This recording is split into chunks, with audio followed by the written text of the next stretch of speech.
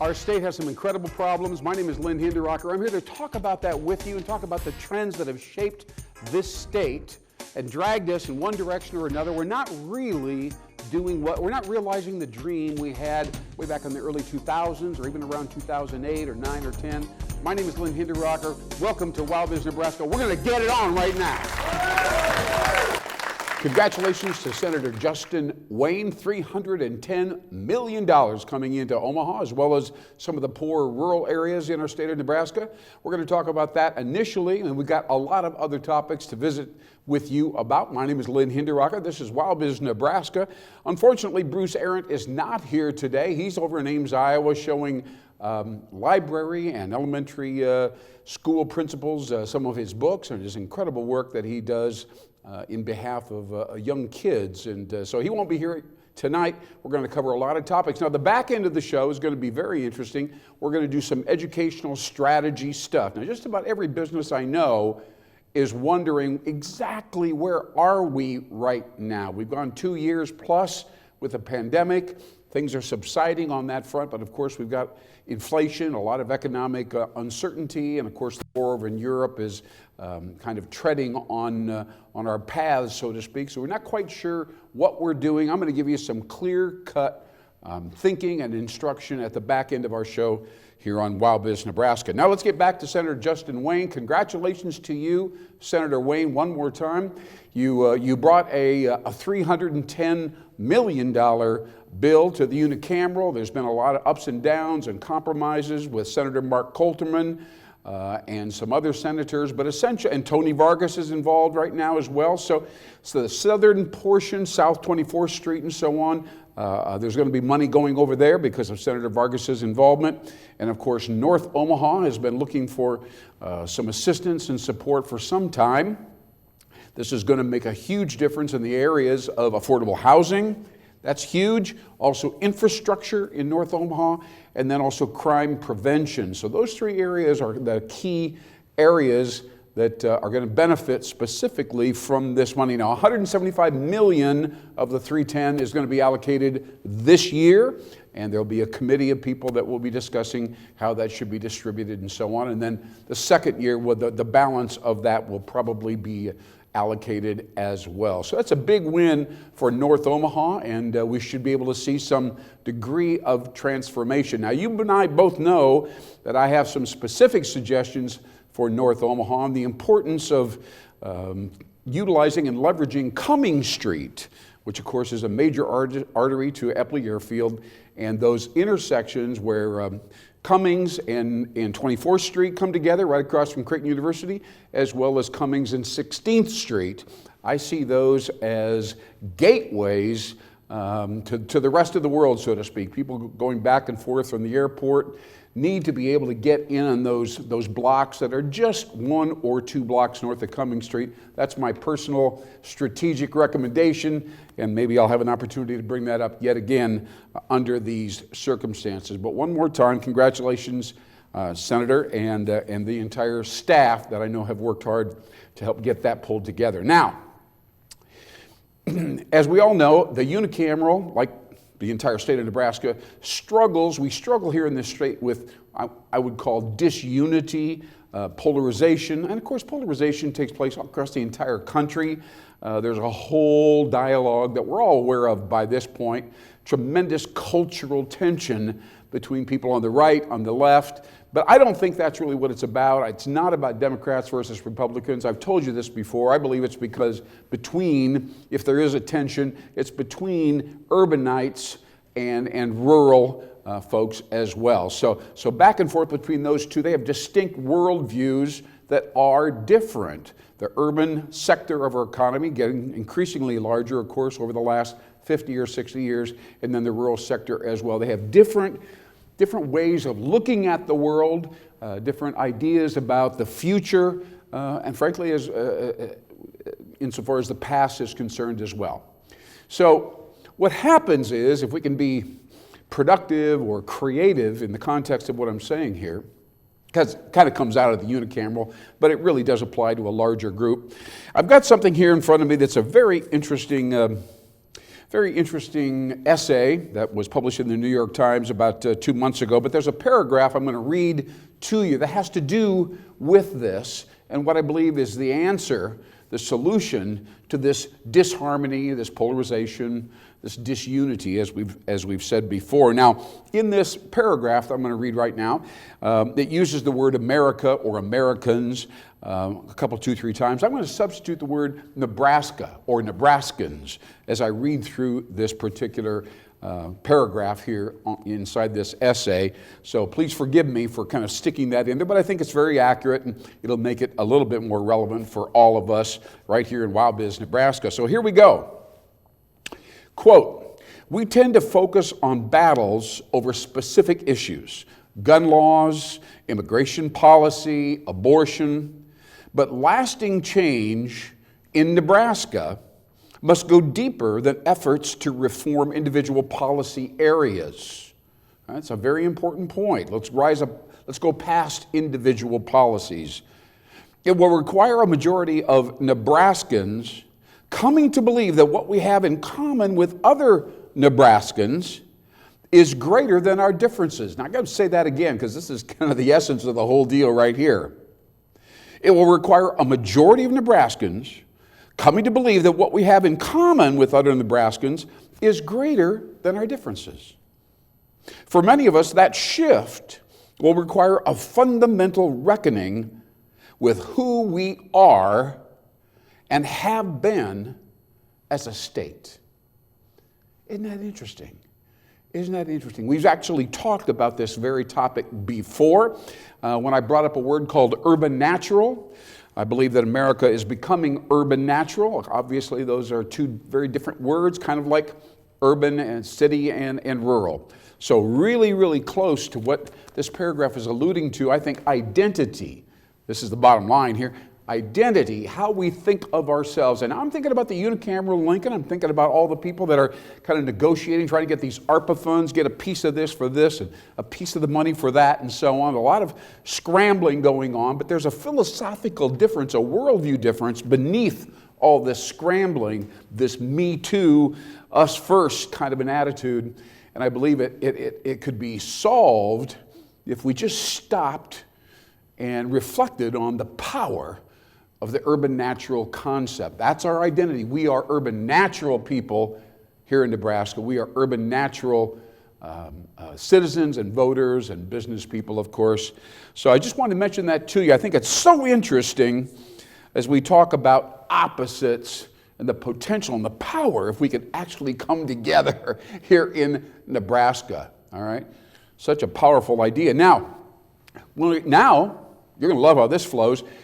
When we talk about bringing opposites together and kind of rising up and recognizing the broader identity and more important identity of it and so on, it takes us to a new word that's less profound than the demographics or psychographics of the people that comprise our state. But the word is fusion, right? Once again, we've talked before about fusion, and fusion applies very interestingly to product development and the various products that we buy and utilize all the time. So I keep an eye out for products that are a fusion of at least 2, sometimes 3 different elements, 2 or 3 different features, and they come together. Somebody got brilliant about it, said, I'm going to do this, I'm going to add this, boom, we got this new product here, right? Fusion design. So I'm going to give you a couple examples that are very, very unusual, and I mean, different from each other, unusual in that way. One of them is if you have dogs, by the way, or pets in your home, you're going to appreciate what I'm going to share this with you. It's called it's brought to you, by the way, or manufactured by Bissell. It's a well-known brand, and it's Bissell's new Crosswave X7 Pet Pro. All right? I'll say that again, the Crosswave X7 Pet Pro. I love the Crosswave word, but that's pretty cool. And it combines the washing of a floor, right, like a linoleum or a kitchen floor, with vacuuming, as well as cleaning up pet messages in one combined fusionary instrument. It's unbelievable what this product does. It sucks up water, sucks up dirt on your carpet, and takes care of pet messes. And I'm sure all of you know what I'm talking about there if you have pets in your home. It's the Bissell Crosswave X7 Water Turbo Pet, not turbojet, but turbo pet vacuum. Washes and vacuums at the same time. And by the way, it doesn't have a cord. Works without a cord. So there's a fusion product, right? What an awesome example of fusion design, product design. Now we're going to take the same principle, fusion, very important now, and we're going to talk about a different thing altogether, which is a product, I guess we'll call it a organization that combines co-working and childcare and packages it all in an elegant setting. All right, childcare is a huge deal. People getting together that are freelance workers, remote workers, and so on. They get together at co-working spaces, but they've been completely different. Now all of a sudden we have fusion. Again, we have co-workers, we have childcare, and then it's all dressed up. It's not stripped down, it's not stark, it's not ugly. It's an elegant setting. I love this idea. It's a completely different interpretation of fusion, in this particular case, kind of an organizational fusion. By the way, if you're in the office furnishings industry, you should need to pay special attention to what I just said right here. The combination of co-working, childcare, and then packaging it all right here in an elegant, beautiful, stylish setting. I love it, I love it, I love it. Two examples of the fusion principle when you're looking for a new product. Now, when we're out there with Nebraska, a lot of people will say to us, you know, I don't know how to do a new product. I don't know how to come up with anything. So I'm explaining this to you right now, how you can pull together different components that normally aren't connected at this moment. You can fuse or meld or blend them together, come up with a brand new product concept, and go out there and grab market share. I was going to say kick butt, but I'll be less informal. And grab market share, fusion, and new product development go together. And that's a perfect thing to be discussing right now as we kind of go through this odd period as the economy is kind of uncertain. People are trying to figure out, what do we do? Do we play offense or do we play defense? We're going to talk about that at the back end of the show. We'll have strategy. We'll discuss how you should be thinking strategically. But we're going to be talking right now, we're going to make a transition real quickly and talk about the sponsor of WowBiz Nebraska. Now, the sponsor is Nebraska. Make sure I say that correctly, Nebraska. I got to tell you, when that word comes up, sitting at a restaurant or chatting with somebody, just anybody, really, it doesn't matter. They don't have to be business executives or anything. And they hear that word, and I have to say, they hear that word Nebraska, and the logo is really cool, very modern looking and colorful. And they say, wow, I don't know what this is, but I love this. I love this word. I love this logo. What is it about? Whatever it is, it's got to be a good thing, right? Like young or innovative or new. I don't know. Tell me what it is. So Nebraska is a very interesting and unprecedented kind of a business organization here in the state of Nebraska. Obviously, it blends, we're talking about fusion, it blends and melds the notion of community. We'll call it ecosystem.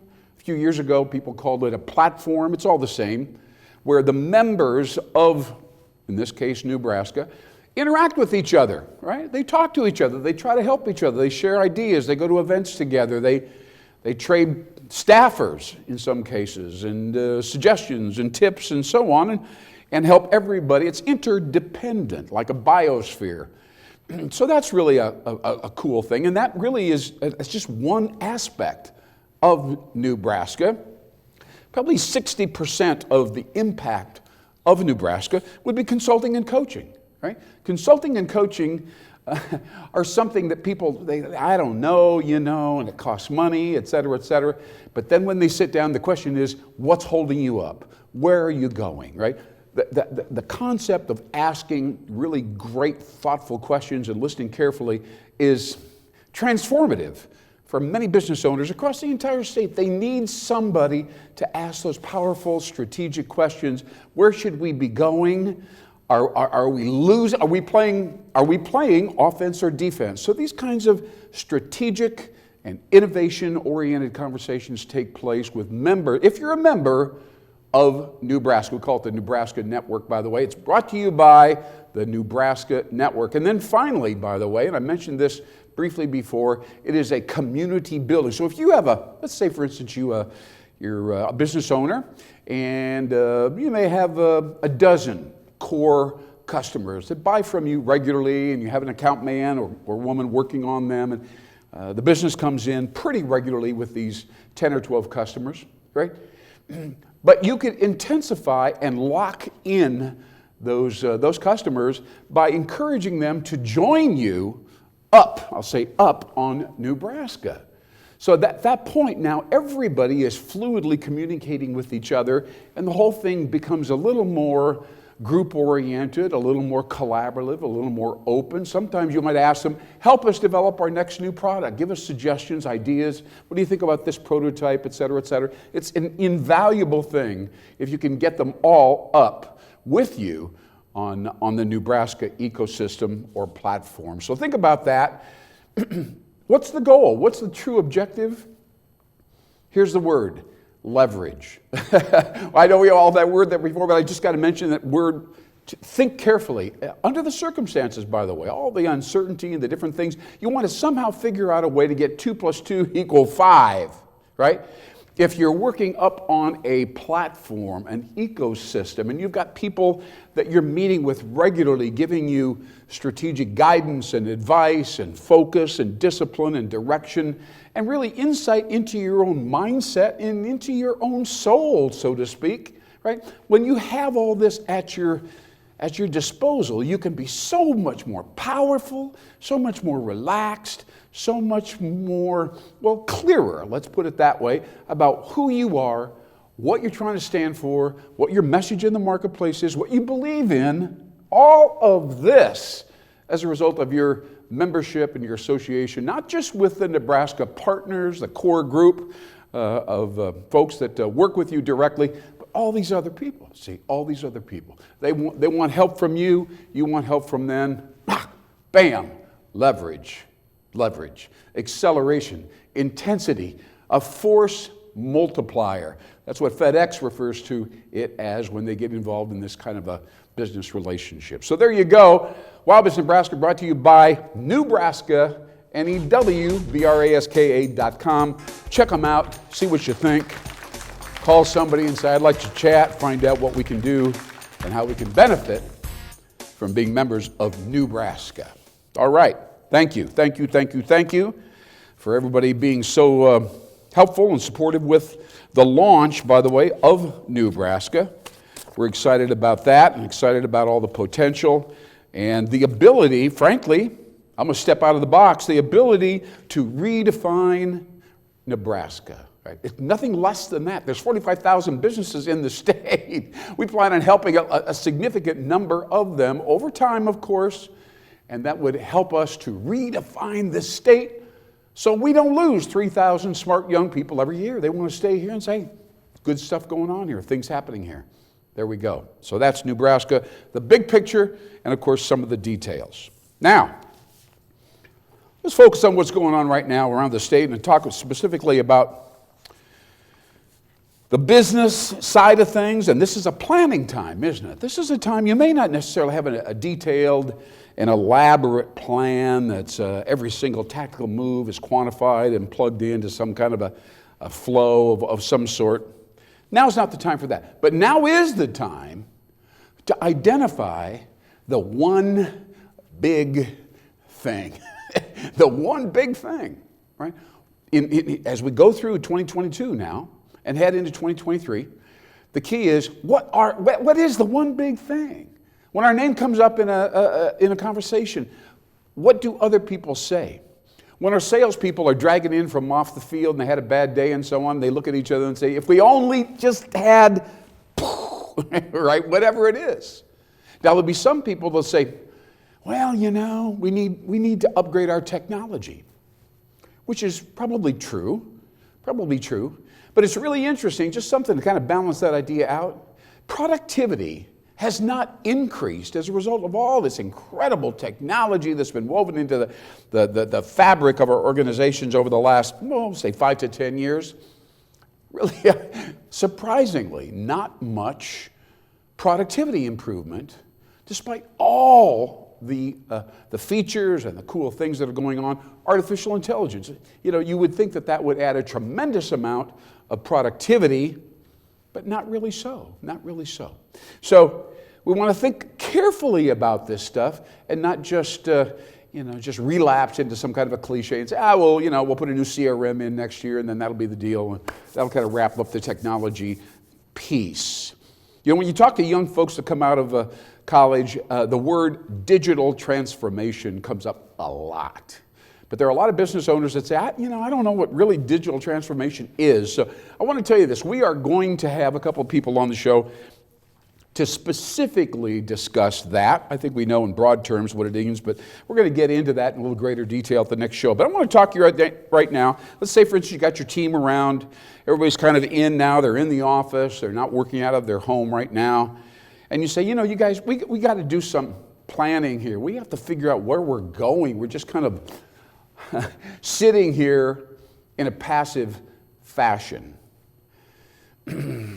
So I'm going to give you 7 tips, things you can kind of pick up and throw out to the team and say, this is what I'm thinking we should be probably doing right now. Number 1, reimagine your company's place in the world. And I use that word world consciously, so think broadly. Who's going to say, wow, that company back in that period of time, 2021, 2022, wow, they really changed the landscape of our industry. What would you have to do for something like that to happen, all right? So think about the word positioning was a big word back in the 80s and 90s. I want you to think carefully about your positioning, who you are and who you're trying to become. Number 2, embrace and create value via ecosystems, all right? We were talking just a few minutes ago about Nebraska as being an ecosystem. This is the number 2 piece of advice when you read Harvard Business Review and other interesting publications we all respect. Try to think closely about joining an ecosystem. Number 3, build a system of privileged insights. This is very interesting, with your customers. Over the last 25 years, I've conducted about maybe 30, 35 projects where I conduct research. I go out, close the door, right? I'm in an office with a customer of one of my clients, and I start asking questions. And initially, they're softball questions, but eventually they get more and more difficult. And out of that, often, not always, but often, you get insights from them about how they see, my client, the industry, and themselves, right? So you catalog these really profound insights, and you share them periodically with your client and other people that are appropriate, and it really just kind of explodes. People go, oh man, I got to keep that in mind every day. Every day. I hadn't really thought about that. That's fundamental to who we are. Number 4, make your organization outcome-oriented. So we set up the process, and you work together, and I work together, and we have a team. Every other week, we do this and this and this and this, and then after 3 months, somebody pops in and says, what have we gotten done? Hey, do we have an outcome? Have we got something tangible we can grab onto? So we got to keep thinking all the time about where is this taking us and what are we getting out of it. Continuing, invert the focus of your leadership team. This is a very interesting thing. The focus is usually at the top, like at the top of a pyramid, right? And the boss is up there looking down at everybody. But what's really interesting is take that pyramid, flip it over, so all the people at the lower level are looking at the layers between them and the boss, and ultimately at the boss, and saying, we're looking at this from a different perspective. We're in the field. We're actually face to face with these customers, and we have some insights. Do all these other people in this company have the ability to absorb them and integrate them and act upon them? So it's a wonderful concept. Reinvent the social contract with your people. In other words, relationships, the relational dimension. This is a time when it's important for bosses to appreciate and recognize people for who they really are and honor them for who they really are. in your culture. The social contract has to be there. They're not cogs, they're not pieces of meat. They have feelings and emotions and insecurities that bosses need to attend to. And then finally, disrupt, this is a challenge, disrupt your own leadership approach. Think about it for a minute. If you're a command and control kind of boss and you've run companies like that for 30 years or whatever, it's a wonderful time to say, wait a minute, this is going to be chapter 2 for me as a manager and as a leader. Disrupt it. Think about how else, what if I were a servant leader, right? That's a whole different paradigm. What can I do for you, Mr. Employee? Huh? How can I help you succeed and be happy in your job? What can I do for you, right?